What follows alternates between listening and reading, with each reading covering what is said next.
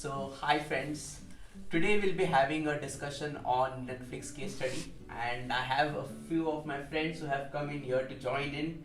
And I'll introduce them. He is Shivam Malvia. He is an engineer and has worked in TCS and has worked extensively on his own startup. And then we have Divya, who is currently pursuing her PhD, is an also a movie buff. Hi Divya. And then we have Ishika Sood, who is a creative thinker who has practical outlook for life and a traveler by heart. She is a BCom graduate and has a keen interest in marketing. Then we have Tanmay. Tanmay is the master of all trades, and yes, he is good in dancing, anchoring, cooking, you name it, and he's good at it. And he has his own newsletter named Whiteboard. And then we have with us Akhil, who is an avid reader, and you can talk to him at any length regarding any philosophical topic, and he is there to talk to. And he has done his engineering in mechatronics. So now we'll be taking this brief of this Netflix case study from Shivam and Divya. So Shivam, stage is all yours. Hi guys. Starting with Netflix pricing decision. So this case is based on it. So there were certain things they did in the year 2011, and because of that, the stock market price of Netflix fell from 118.64 billions to 6.2 billions. So what led to that fall? 2011, the pricing decisions were taken. So before earlier, what were they doing? They were charging $7.99 for renting a DVD and giving the free streaming. But now the pricing decision has been changed. Now they are charging $7.99 for one DVD and also charging for the streaming, which they were providing earlier free of cost to the customers. So in customer psychology, it was affecting like they are charging more. They have charged the double, because now $7.99 was earlier the only thing they were seeing as they are paying out of their pocket, but now it's $7.99 plus $7.99, and it leads to a huge loss in the stock market. And stock market, because of market efficiencies, any bad news is affected drastically to their the shares of Netflix. Go on to know about Netflix and the history. The founder of Netflix, that is Reed Hastings, one fine day, he went to gym, and while exercising, he was thinking that in gym, whether we go or not, we are never charged extra. But why in getting a DVD and playing it, and if you are late in returning it back, so they are charging after 48 hours. They are charging for the late submission. So why is that happening? And this should be rectified. So he thought about it and he implemented it also. And he came up with this company, Netflix, which in the initial 4 years only grew from 2,000 subscribers to 10 lakhs. And so what they did, they invested much on product development also. They went through several changes, they started sending in envelopes, and they went for plastic boxes as well. And initially in the plastic boxes segment, when they tried, it was costing them much. So they had silicon based also envelopes and all. But in the end, they went for these barcoded inner sleeve envelopes, which were easy to scan, so that you could know which movie is that. Instead of opening and writing the names or printing it, they went for barcoded only, so that while sending also it would be easy, and the person who receives also, it will be easy for them. So going for the mail order DVD model service. So Netflix is offering their DVD models in 3 plans. Like for first plan they are charging $9.9, and then for second they are charging $14.99, and for the third plan they are charging $17.99. So it's like when we are going to buy a car, for example, then we have some top model, then middle model, and then the lowest model. In the same way, Netflix is also offering to their customers. So in this similar manner, Netflix allowed one DVD at a time. A person can't subscribe for or ask for 2 DVDs. So initially, they made this.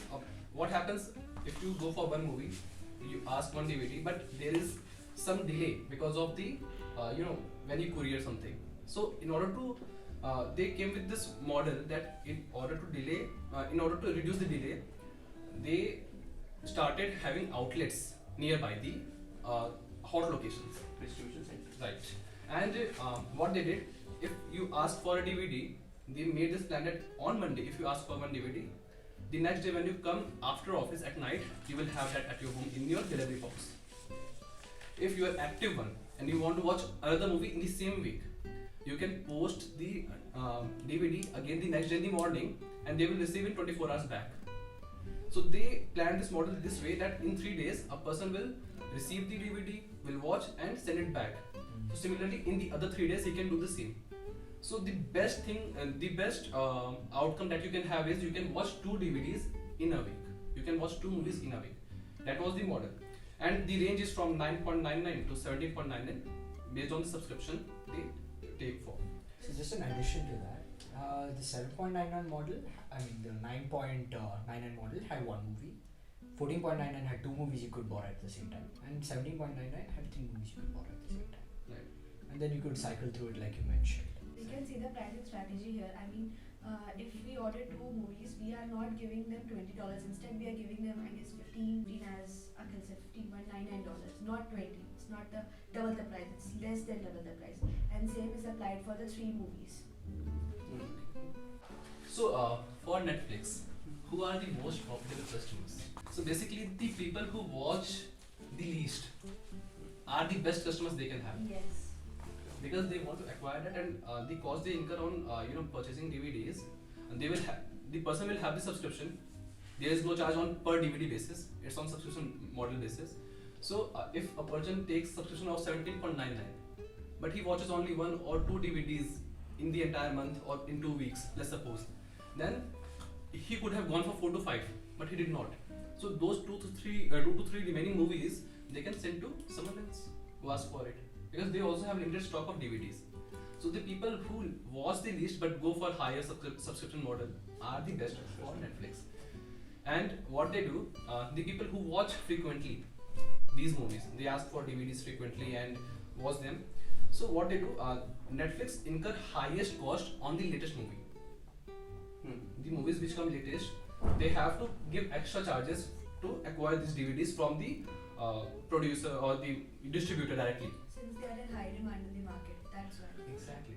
So what they do, first thing they do is, when you watch a movie which is latest, they also show suggestions that these are the similar kind of movies you can watch. Those movies will be old. So if the people who watch frequently, they ask for old movies, on old movies they incur very low charges. So it will be good. Apart from that, what they do is, they show waitlist only to those who watch latest movies more and are frequent watchers. Okay. So in their model, when they will be going for or asking for a latest movie that has come to Netflix and is new in market, they will show waitlist. And these movies will be given to those who watch less, so that they can make these customers permanent ones, because they watch less. So this was the entire model they created in case of frequent watchers and the least watchers in their case. Adding to you, next moving forward, we have competition also. We have some competitor in the market also. Looking forward about the competitor analysis. So we have 2 major competitors here, the Blockbuster and the Redbox. So both were in the market at the time, and they also have some 7,000 stores and 51% shares, and a huge market has been acquired by them also. So Netflix face a challenge from them also. So these were the 2 competitors. We are going to analyze how these are going to affect the market. But Netflix has a competitive advantage over them, as we can see that Netflix has a variety of movies are available in their streamline. A few competitors like Neighborhood Store, Blockbuster and Redbox. Neighborhood Store had around 3,000 to 5,000 titles, but they were far too less as compared to Netflix's titles they had. They had around 1 lakh titles, 1 lakh unique movies. So in October 2010, what Netflix decided that earlier they were charging $9.99 for the DVDs subscription, and they came up with streaming as well at that point in time, but it was free of cost. So if you are ordering DVDs, you can also go for streaming, and that's completely free of cost. But one fine day in October 2010, they decided that they will reduce the price of DVD segment from $9.99 to $7.99. But now the streaming platform is not free. It will be charging $7.99 for this as well. So they bifurcated both of them. DVDs are different now, and the streaming platform will be different. And that way, they reduced the price of DVD and introduced new price segment for streaming platform. But what customers saw, that they have increased the price from $9.99 to $15.98. 60%. That is the 60% impact. So because of that, they faced too much backlash from customer side, and in the end, the head of the department had to send an email to all the customers that they have bifurcated this segment, and earlier they were providing it for free, but now looking up to the competition in the market and the streaming platforms inflated rate, which is increasing with yearly basis, so they have come with this plan and they can't go back.